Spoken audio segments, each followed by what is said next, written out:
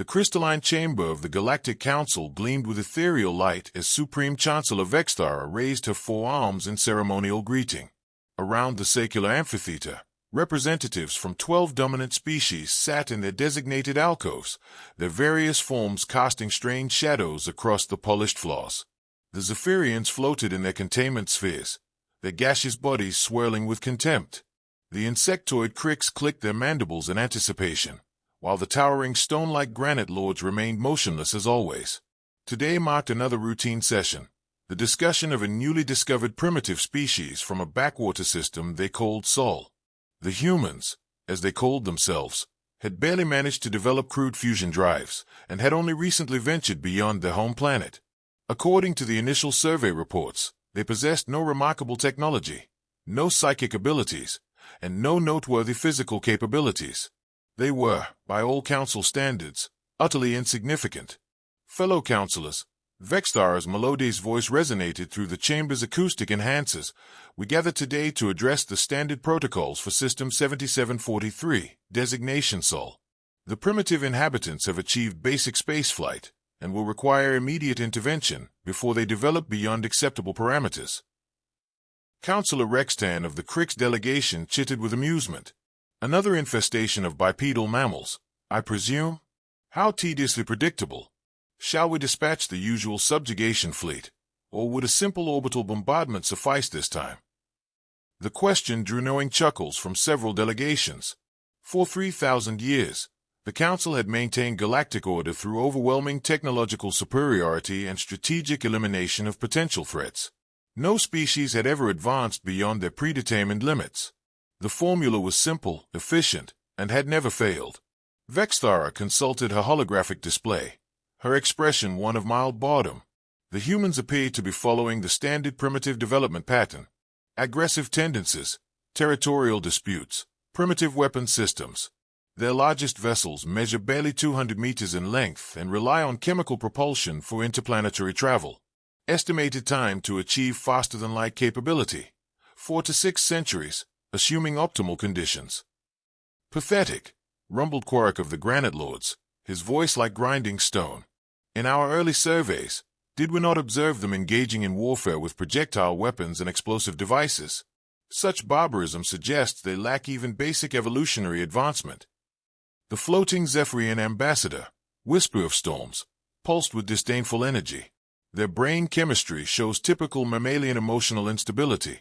Fear, anger, hope, all the weakness markers of a species destined for self-destruction or servitude. Why waste council resources on such obvious inferiors? Vextara nodded approvingly. Indeed, the recommendation from the survey division is immediate containment followed by selective population reduction. We shall establish the usual mining operations on their outer planets while maintaining their home world as a zoological preserve. Perhaps some specimens will prove useful for biological research. The discussion continued with the mechanical precision of a process repeated countless times before. The council members debated tonnage requirements for the subjugation fleet, optimal locations for resource extraction facilities, and whether human specimens would be suitable for the gladiatorial entertainment districts. To them, humanity was nothing more than another entry in their vast catalogue of conquered peoples. As the session neared its conclusion, Vextara prepared to call for the formal vote that would seal humanity's fate. The motion would pass unanimously, as it always did. The subjugation fleet would depart within a standard galactic cycle, arriving at Sol to find a helpless species with primitive weapons and laughable defenses. But as her first arm reached toward the ceremonial activation crystal, a sound unlike anything ever heard in the council chambers pierced the air. It was a deep, resonant tone that seemed to bypass their auditory organs entirely, vibrating through their bones and consciousness like a primal scream of defiance. The chamber's lights flickered. Ancient Zephyrian containment spheres trembled. Even the impossible-to-disturb granite lord shifted uneasily as the sound grew louder, more insistent. The air itself seemed to thicken with an energy none of them recognized. Emergency klaxons began wailing as the chamber's security systems detected massive spatial distortions outside the station.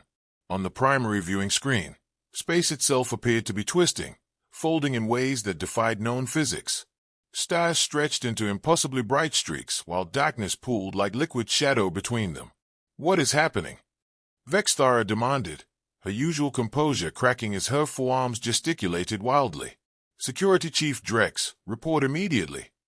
The scarred Mandalorian security chief's gravelly voice crackled through the communication system, thick with disbelief. Chancellor, we have an unidentified vessel emerging from what appears to be a spatial fold. But this is impossible. The energy readings are off every scale we possess. The viewing screen shifted to focus on the disturbance, and every counselor fell silent. From the writhing maelstrom of twisted space emerged a vessel unlike anything in their vast databases. It was massive, easily 3 kilometers in length, but its design defied every principle of known starship engineering. Where council ships were sleek and elegant, this craft appeared deliberately brutal, covered in angular armor plating that seemed to absorb light itself. Strange protrusions jutted from its hull like the spines of some prehistoric predator. By the ancient codes, whispered Rextan, his mandibles clicking nervously. What manner of vessel is this? The ship continued emerging from its impossible fold in space, revealing weapons systems that boggled the mind. Massive cannon batteries rotated with mechanical precision, while launch bays disgorged squadrons of smaller craft that moved with predatory grace. The entire vessel pulsed with energy signatures that registered as pure chaos on Council sensors. As the spatial distortion finally collapsed, leaving normal space in its wake, a communication signal penetrated the Council's most secure frequencies. The voice that emerged from their speakers was crisp, professional, and utterly terrifying in its casual confidence. Galactic Council, this is Admiral Chen commanding the UES Defiance.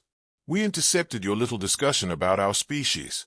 We thought it might be appropriate to introduce ourselves properly before you made any decisions you'd regret.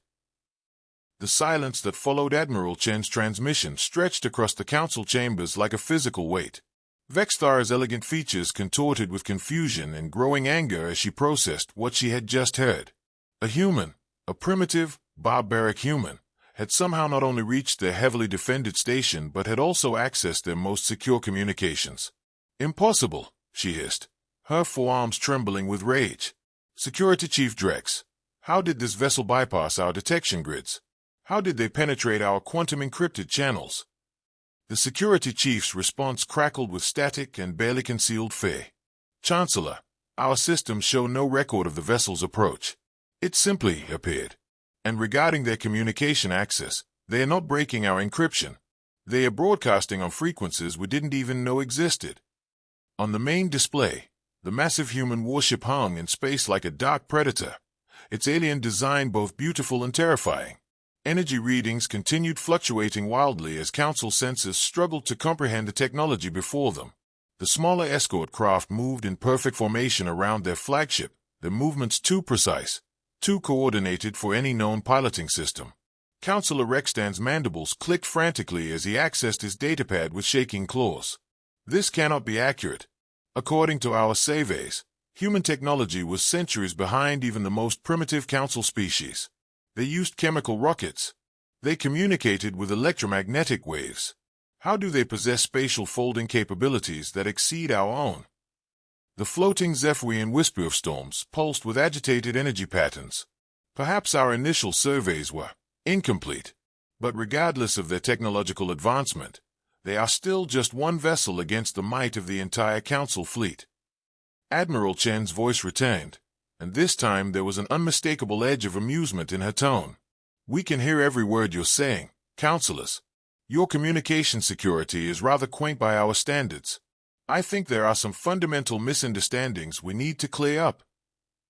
Vexthara struggled to regain her composure, drawing upon 3 millennia of diplomatic training. She activated her personal communicator with a gesture that she hoped appeared more confident than she felt. I am Supreme Chancellor Vexthara of the Galactic Council. You will identify yourself and explain how you acquired advanced technology that should be impossible for your species to possess. Gladly, Chancellor. I am Admiral Chen of the United Space Navy. The technology isn't acquired, it's homegrown. And as for it being impossible for our species, well, that seems to be a recurring theme in your assessments of other civilizations, doesn't it? The words hit the council chamber like physical blows. Around the amphitheater, representatives from species that had dominated the galaxy for millennia began shifting nervously in their seats. The very foundations of their worldview, their technological supremacy, their evolutionary superiority, their right to rule, suddenly felt less solid than they had moments before. Quark of the Granite Lords, beings whose stone-like physiology had remained unchanged for millions of years, spoke with a voice like cracking mountains. Human, your species emerged from caves made thousands of years ago. The Council has maintained galactic order since before your sun ignited. You will show proper respect to your betters. This time, Admiral Chen's laugh was openly mocking. Betters? Is that what you call yourselves? Let me tell you what we call you, Quark. We call you stagnant, complacent, so convinced of your own superiority that you've forgotten how to grow, how to innovate, how to truly live. The Council members recoiled as if struck. No species had ever spoken to them with such casual disrespect. Even during the rare rebellions they had crushed, their opponents had at least acknowledged Council authority before they died. Vexthara's voice rose to a dangerous pitch. You dare insult the Council? We who have maintained peace and order across 10,000 star systems. We who have guided lesser species away from the chaos of uncontrolled development. Guided them into slavery and extinction, you mean? Chen replied, her voice growing colder. Oh yes, we know about your guidance. We know about the Altarians, who develop clean energy only to have their cities burned from orbit. We know about the Celestines, whose crime was achieving faster-than-light travel 50 years ahead of your projected timeline. We know about the dozens of species you've exterminated because they had the audacity to innovate beyond your arbitrary limits. The accusations struck the Council like hammer blows. These were classified historical records, buried in the deepest archives and known only to the highest-ranking officials. How could humans have accessed information that was protected by quantum locks and psionic barriers? Rextan's chittering voice betrayed his growing panic. Those actions were necessary for galactic stability. Unchecked technological development leads to chaos, warfare, and ultimately extinction. The Council's intervention saves lives. Saves lives. Admiral Chen's voice carried a mixture of disgust and cold fury. You've murdered billions of sentient beings whose only crime was daring to reach for the stars. You've turned entire civilizations into mining slaves and called it protection. You've created a galaxy where stagnation is rewarded and progress is punishable by death. The human warship began moving, its massive bulk gliding through space with impossible grace. As it approached the Council station, the energy readings spiked even higher, and new weapon systems became visible, technologies that defied every principle of known physics. Vexthara activated the emergency protocols, her diplomatic mask finally slipping completely. All Council fleets, converge on Sector Alpha immediately. We are facing an unprecedented threat that must be neutralized before. Her transmission was cut off mid-sentence. Every communication system in the Council chamber went dead, leaving them in eerie silence. Then, Admiral Chen's voice returned, now broadcast through the station's internal speakers with perfect clarity. I'm afraid your fleet won't be coming to help you, Chancellor. You see, while we've been chatting, my colleagues have been having similar conversations with your regional commanders. It turns out that when you show people the truth about Council tyranny, they become remarkably cooperative remarkably quickly. On the main display, tactical readouts began appearing, real-time data showing Council fleets across the galaxy standing down, their commanders surrendering without firing a shot. One by one, the military forces that had maintained Council dominance for millennia were laying down their arms. The impossible was happening. The galaxy's supreme authority was being dismantled not through massive battles or planetary bombardments, but through the simple act of exposing the truth. The Council chamber erupted into chaos as the reality of their situation became clear.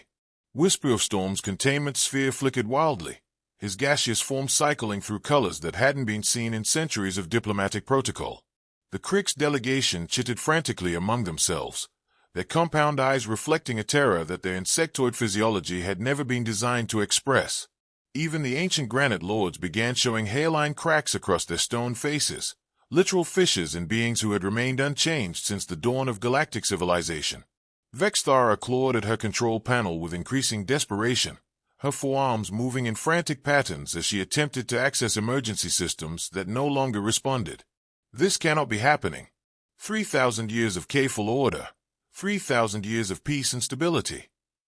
Admiral Chen's voice cut through the panic with surgical precision. Peace. Is that what you call the systematic oppression of every species in the galaxy? Chancellor, I've been reviewing your personal files. Quite illuminating reading, actually. The main display shifted, showing classified documents that detailed Vextar's rise to power. Images flashed across the screen. Orbital bombardment she had personally authorized. Entire cities reduced to ash because their inhabitants had developed new medical technologies ahead of schedule. The faces of children, their civilizations extinct because they had dared to dream beyond council limitations. Stop this immediately, Vextara shrieked, her melodious voice cracking into something harsh and desperate. You have no understanding of the complexities of galactic governance, the burden of maintaining order across countless species, the difficult decisions that must be made for the greater good. The greater good? Chen interrupted.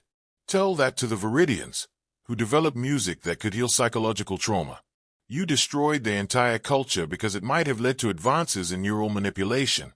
Tell it to the nomads, whose crime was creating a form of art that existed in 11 dimensions. They were too innovative for galactic stability, according to your records. Around the chamber, council members began backing away from their stations as the full scope of their exposed atrocities played out on screens throughout the facility. Some tried to access escape pods, only to find their personal security codes no longer functioned. Others attempted to contact loyal military units, discovering that their most trusted commanders were already in human custody. Councillor Rextan's mandibles clicked in a pattern that indicated extreme distress among his species. How? He managed to stammer. How did you penetrate our networks? How did you subvert our fleets? Your species achieved spaceflight less than a century ago. The human warship had moved close enough that individual details were visible on its hull.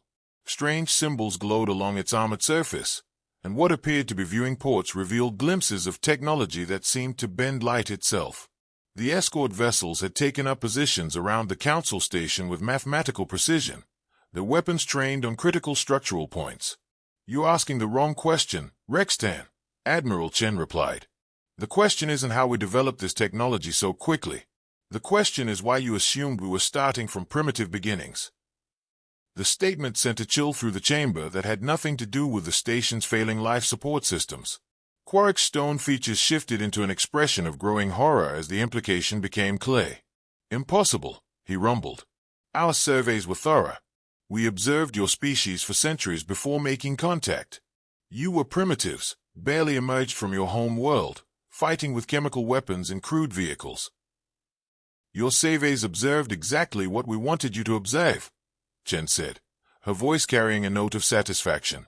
Did you really think a species capable of developing this technology in secret would be careless enough to reveal their true capabilities to an unknown alien force conducting surveillance? The revelation hit the Council like a physical blow. For 3 millennia, they had based their entire system of control on the assumption that their intelligence gathering was infallible. They had watched species develop, catalogued their capabilities, and struck at precisely the moment when intervention would be most effective. The idea that a species could deliberately deceive them for centuries was beyond their comprehension. Vextara's legs gave out, and she collapsed into her ceremonial chair. You let us believe you were helpless. You allowed us to plan your destruction while knowing you could prevent it at any moment. We had to understand what we were dealing with, Admiral Chen explained. We needed to see the full scope of council tyranny, to document your crimes, to understand how deep the corruption went. And frankly, we needed to give your victims time to prepare for what comes next. New signals began appearing on the tactical displays. Across the galaxy, species that had been enslaved for centuries were rising up simultaneously. The Altarian survivors, thought extinct for 800 years, emerged from hidden colonies with ships that rivaled council technology. The Celestines, supposedly wiped out for premature FTL development, revealed that they had been building a secret fleet in dimensions the Council didn't even know existed. This is impossible, Whisper of Storms wailed, his gaseous form now cycling through ultraviolet frequencies that spoke of absolute terror in Zephyrian psychology. The extinct species, they are alive. They've been hiding, planning, building. Every species you thought you had destroyed, every civilization you believed crushed into submission, we found them, Whisper of Storms. We helped them survive, helped them grow stronger, helped them prepare for this moment. Did you really think humans were the only species capable of deception? The scale of the revelation was staggering. The Council hadn't just failed to detect one advanced civilization pretending to be primitive. They had been systematically outmaneuvered by dozens of species working in concert across centuries of careful planning. Rexstan's clicking became almost musical in its desperation. But why? Why reveal yourselves now?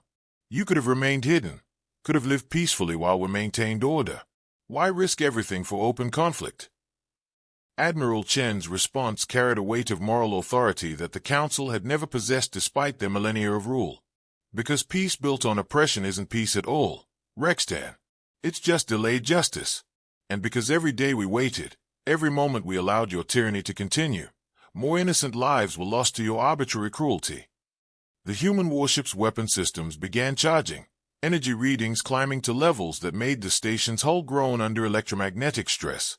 But instead of targeting the station itself, the weapons were aimed at the massive communication array that allowed the Council to coordinate their galactic authority. This ends now, Admiral Chen declared. 3,000 years of Council rule is over. The energy discharge from the UES Defiance lit up space like a newborn star. The Council's communication array, a technological marvel that had coordinated galactic oppression for millennia, dissolved under the precisely calibrated beam, its exotic matter components sublimating into clouds of luminous gas. With its destruction, the last symbol of Council authority ceased to exist. In the chamber, emergency lighting cast eerie shadows across the faces of beings who had never imagined their power could be challenged. Vexthara sat motionless in her chair, her forearms hanging limp as she stared at displays showing the systematic collapse of everything she had spent her life building. Across the galaxy, Council installations were surrendering without resistance as the true scope of the rebellion became clear. "You have doomed the galaxy to chaos," she whispered, her voice hollow with defeat. "Without Council oversight, the species will war among themselves. They will develop weapons of mass destruction, pursue dangerous technologies, repeat the mistakes that nearly destroyed civilization eons ago." Admiral Chen's image appeared on the central display, her human features calm but resolute. She was younger than Vexthara had expected, perhaps only 5 decades by human aging, yet her eyes held the weight of someone who had witnessed unimaginable suffering and chosen to act. "That's what every tyrant tells themselves, Chancellor," Chen replied, "that their oppression is necessary, that their victims are too primitive to govern themselves, that freedom leads inevitably to destruction. But you know what we discovered when we actually talked to these species instead of enslaving them." The displays around the chamber lit up with images from across the galaxy. Altarian cities rebuilt with architecture that seemed to grow organically from the landscape. Celestine art installations that existed in multiple dimensions simultaneously, creating beauty that Council aesthetics had never imagined. Dozens of species working together on projects that transcended the individual limitations. "They are not savage children who need your guidance," Chen continued. "They are brilliant civilizations whose potential you've deliberately stunted for your own benefit. Look at what they've accomplished in secret, despite your restrictions. Imagine what they could achieve when they are truly free." Quark of the Granite Lords managed to speak through the cracks that had spread across his stone features. But the Cascade Wars, the Void Plague, the reality storms that nearly consumed 3 sectors, all of these catastrophes occurred when species were allowed to develop without limits. "Wars that happened when species were forced to compete for your approval," Admiral Chen shot back. "Plagues that spread because you prevented the sharing of medical advances between cultures. Reality storms caused by experiments conducted in desperation by civilizations trying to break free from your oppression. The chaos you prevented was chaos you created in the first place." The truth of her words was undeniable. Council records, now fully exposed to galactic scrutiny, showed pattern after pattern of conflicts artificially encouraged to justify intervention, of promising technologies suppressed until they festered into disasters, of species driven to extremes by the very policies meant to control them. Rexstan's compound eyes reflected the emergency lighting as he processed the implications. "If what you say is true, if the Council has been the cause of the very problems we claim to solve, then we have been living a lie for 3,000 years. "Not living a lie," Chen corrected grimly. "Perpetuating one. The difference matters, Counselor. Every one of you knew, on some level, that your actions were wrong. Every time you authorized the destruction of a civilization, Every time you condemned a species to slavery, part of you understood that you were choosing cruelty over justice. The lie wasn't something that happened to you. It was something you actively maintained because it served your interests. The chamber fell silent except for the hum of failing systems and the distant sounds of the station's automated evacuation procedures. One by one, the council members began to truly comprehend the magnitude of what they had done. Not just the political calculation of maintaining power, but the genuine moral weight of billions of lives extinguished for the crime of aspiring to greatness. Whisper of Storm's gaseous form had settled into a deep purple that indicated profound shame in Zephyrian culture. What will happen to us now? What justice do we deserve for our crimes? That's not for humans to decide, Admiral Chen replied. We're not here to replace council tyranny with our own. The galaxy will decide what justice looks like. Some of your victims may choose mercy. Others may demand retribution. But for the first time in 3 millennia, that choice will be theirs to make freely. New signals began appearing on the tactical displays as ships from liberated worlds arrived at the council station.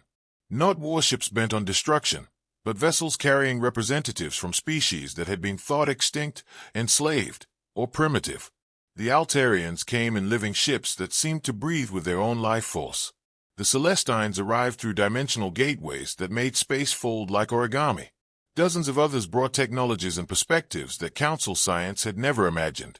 But perhaps most shocking of all was what happened next. Instead of demands for vengeance or cries for blood, the newcomers began broadcasting messages of a different sort entirely.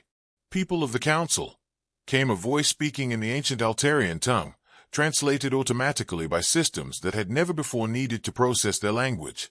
We come not as conquerors but as equals. We offer you the chance to join a galaxy where growth is celebrated, where diversity is treasured, where no species stands above another. Similar messages poured in from across the rebel fleet, offers of amnesty for lower-ranking council officials who had been following orders, invitations to cultural exchange programs, proposals for joint research projects that would benefit all galactic civilization. Vexthara looked up from her contemplation of defeat, confusion replacing despair on her elegant features. I don't understand. We enslaved them. We murdered their people. We destroyed their worlds. Why do they offer us mercy instead of justice? Admiral Chen's expression softened slightly, revealing glimpses of the compassion that had driven humanity to risk everything for galactic freedom. Because that's what true civilization looks like, Chancellor. Not the sterile order you imposed through fear, but the messy, chaotic, beautiful process of different peoples choosing to work together despite their differences. They are showing you what you could have been if you had chosen cooperation over domination. The irony was profound and painful. The Council, which had claimed moral authority to rule the galaxy, was being offered forgiveness by the very people they had spent millennia oppressing. The victims were demonstrating the ethical sophistication that the oppressors had always claimed to possess but had never actually developed. There will be trials, Chen continued. There will be accountability for the worst crimes, but there will also be opportunities for redemption, for council members who truly wish to make amends for their actions. The galaxy they are building has room for everyone who genuinely commits to equality and justice. As if to underscore her point, the first joint delegation was already boarding the council station. Altarians, Celestines, humans, and even some species that had nominally served the council but had secretly aided the rebellion. They came not as conquerors but as representatives of a new galactic community, ready to begin the difficult work of building something better from the ashes of tyranny. 6 months later, Vexthara stood in what had once been the Council's Supreme Command Center, now transformed into something she was still learning to understand.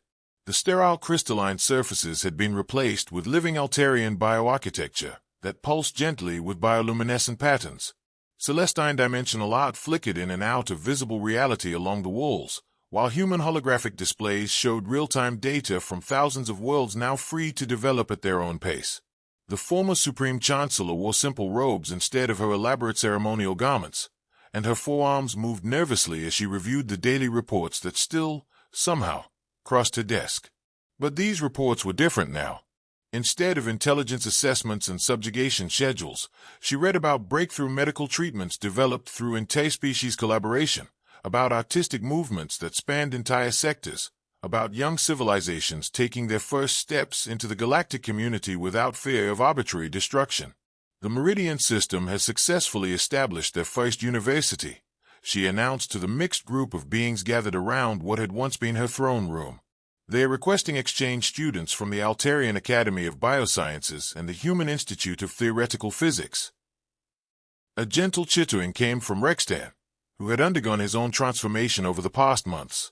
The former Crix counselor had volunteered to work with refugee resettlement, using his administrative skills to help displaced populations find new homes. The bitter clicking of his mandibles had been replaced by sounds that approached something like hope.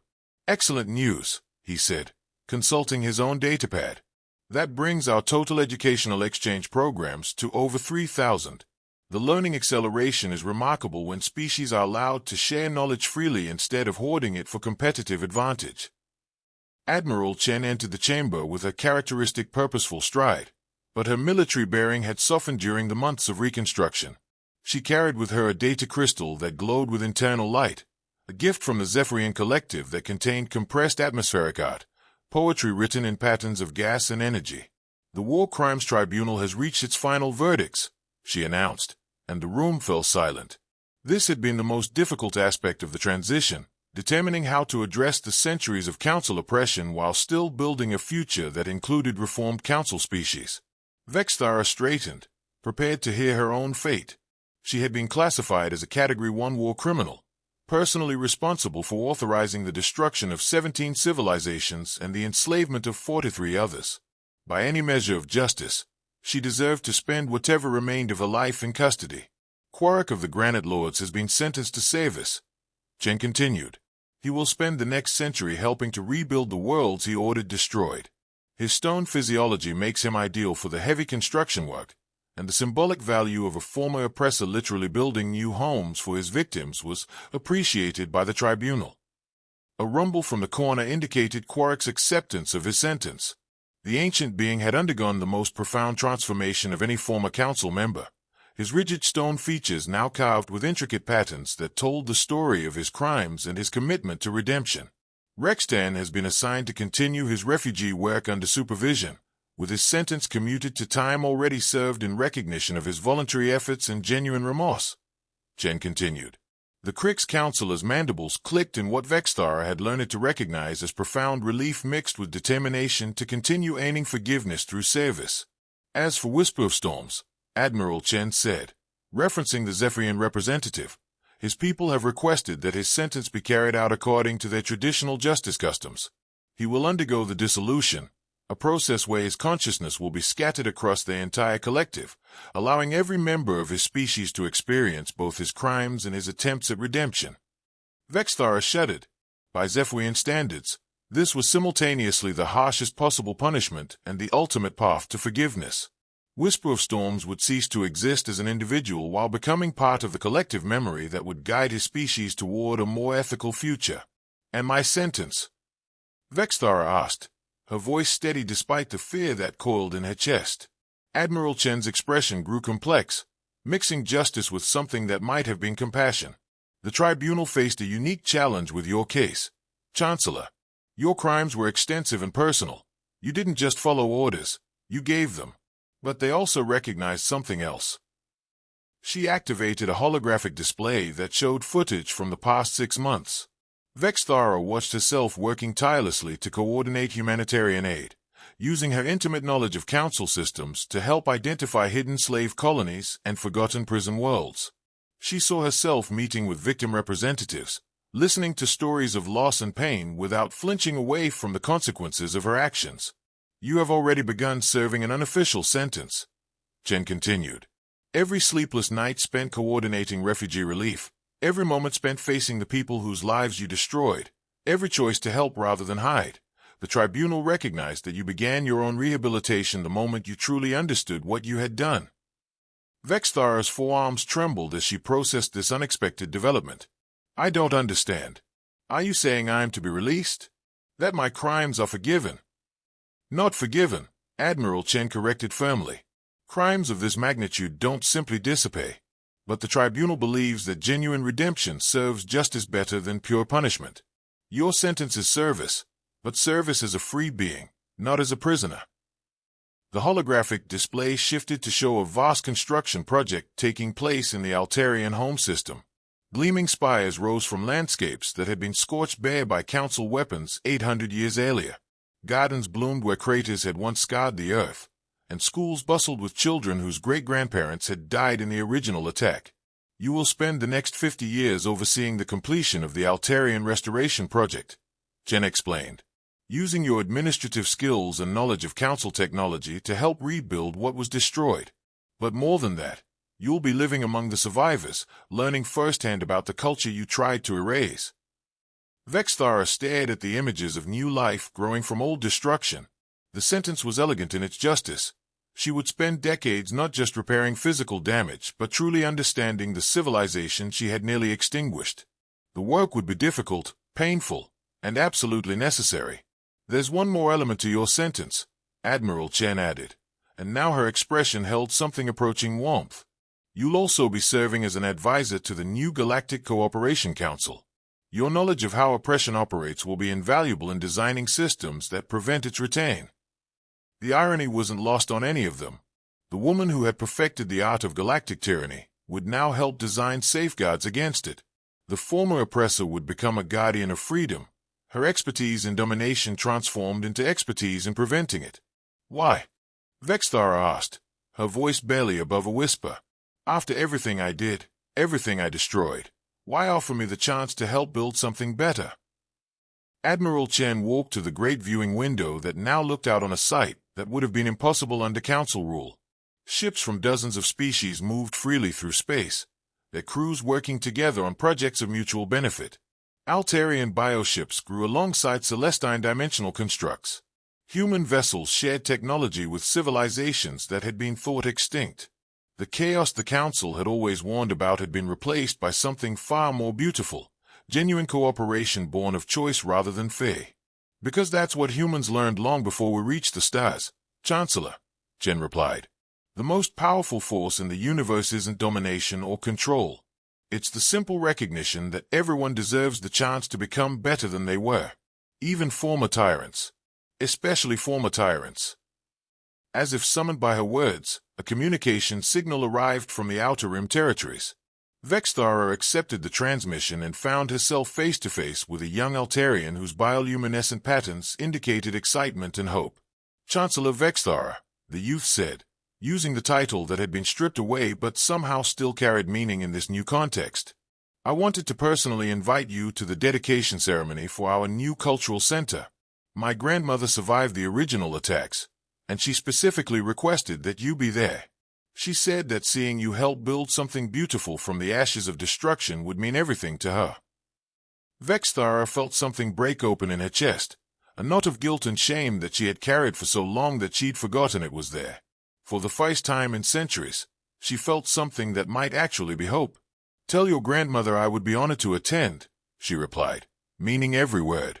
As the transmission ended, Admiral Chen placed a gentle hand on the former Supreme Chancellor's shoulder. The galaxy isn't perfect, Vexthara. It never was, and it never will be. But for the first time in 3,000 years, it's free to try to become something better. And so are you. Outside the great window, a human exploration vessel prepared to depart for uncharted regions of space. Its mission wasn't conquest or control, but simple discovery, the chance to find new friends among the stars. Beside it, an Altarian bioship prepared for its own journey, carrying art and music to worlds that had never known such beauty. Together, they would explore a galaxy where difference was celebrated rather than feared, where growth was encouraged rather than punished, where the future belonged not to those with the greatest weapons but to those with the greatest dreams. The age of the Council was over. The age of cooperation had begun, and in that transformed command center, surrounded by former enemies who had become partners in building something unprecedented, Vexthara allowed herself to believe that redemption was possible, not just for her, but for an entire galaxy learning to choose hope over fear, growth over stagnation, and freedom over the false security of oppression. The stars themselves seemed brighter, no longer symbols of territories to be controlled, but beacons calling all sentient life toward a future limited only by their collective imagination.